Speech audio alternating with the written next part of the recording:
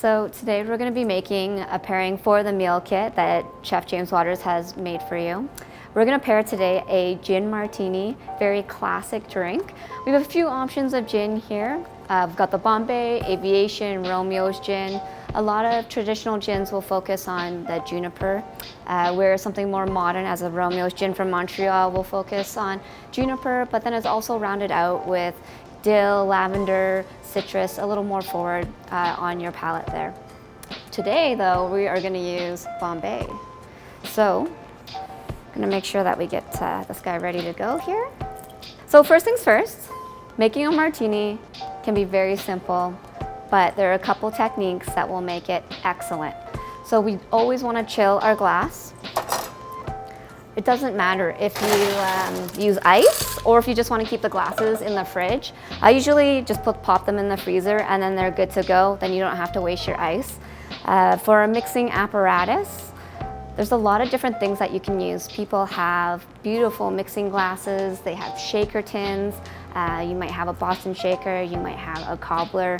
For today, we're going to use a mixing glass just so you can see all these sexy liquids going into the glass. So after we get all the liquids into this glass, we'll kind of go step by step on the really important techniques. Also, I do have to say with those beautiful big mixing glasses, we do have a few here, but we don't often use them because the temperature that it takes to cool down it has an adverse effect that it dilutes too much for your drink because you're trying to cool down the entire temperature of the glass as well. Okay, so we're gonna take our trusty jigger here. I'm gonna measure 2 ounces of gin, that is. And you'll notice that we didn't put the vermouth in. That step will come a little later. So for the gin, we're just gonna add ice. So the most important thing about mixing a martini is that with the ice, you wanna make sure that the ice level comes not too low, but also not too high. Again, with the dilution. If it's too high, you have too much ice that's melting at the top that will come down into the bottom and over dilute your martini. So I like to think about halfway, and I like to try and get the ice into the glass. But you guys are doing this at home, so no one's on show here. So we have a plethora of bar spoons here. I like using a longer spoon because I have more control over it. And to mix, I always think live long and prosper. So I put 1 set of fingers here and 1 at the bottom, and then the top set is just gonna pull the spoon back while the bottom set is gonna push the spoon forward. So it creates a gliding motion. The spoon itself, you're gonna use the back end and make sure that it always has contact on the glass and it never leaves the back of the glass or inside of the glass. And you're just gonna do that contact and mix. And you're gonna move the bar spoon up and down to get a nice mixture of ice into your gin martini.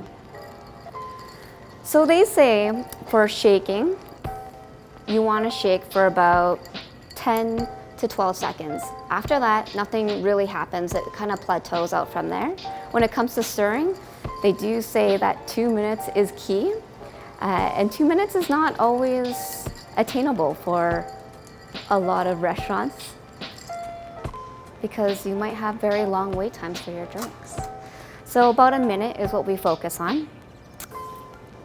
So we have our glass here. We're just gonna dump out that ice, or if you have your glasses in the freezer, we're just gonna pop those out. So the thing that we like to do with our vermouth is we like to put it into a spray bottle. This helps us control and regulate the amount that goes into the martini itself. So we're gonna do 3 sprays in the glass. Constitutes as a dry martini. A wet martini would be extra vermouth, so that would probably be 1.5 ounces of gin to ½ an ounce of vermouth. I have 2 strainers here. This is called a julep, and this is called a hawthorn. The hawthorns with the spring, we like to use those for cocktails that have lots more flavor. I shouldn't say flavor, this has lots of flavor. Lots more juices, could be foams, could be mints, anything that is fruit-based too, or vegetable-based. We have 2 types of strainers. We have a fine strainer and, well, this is the extra fine strainer and this is just a regular strainer. And we just have them resting in soda right now. So we're gonna actually double strain this martini.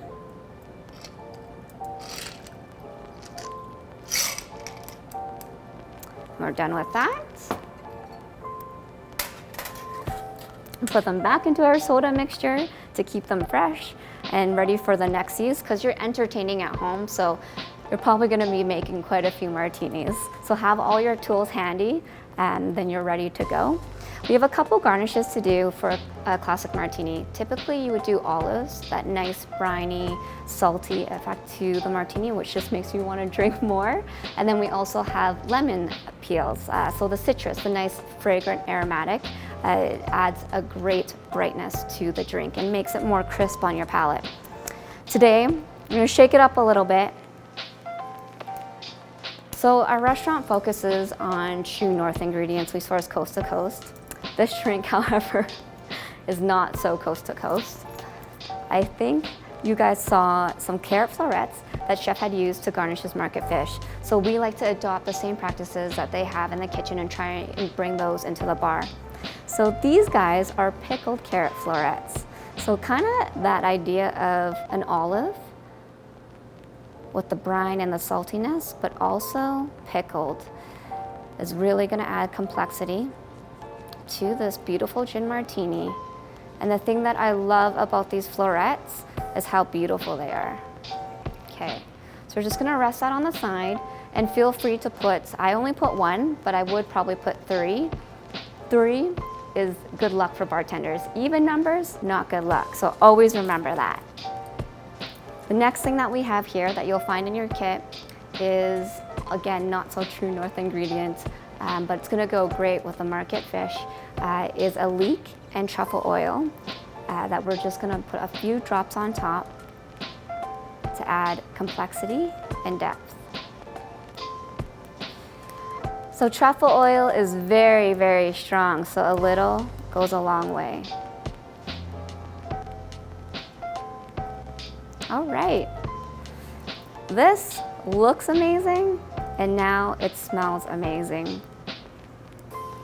I could drink like 16 of these, but unfortunately, if you get the large bottle, you only get 13. Okay, and this is our classic martini, served with a pickled carrot florets, leek, and truffle oil. Enjoy.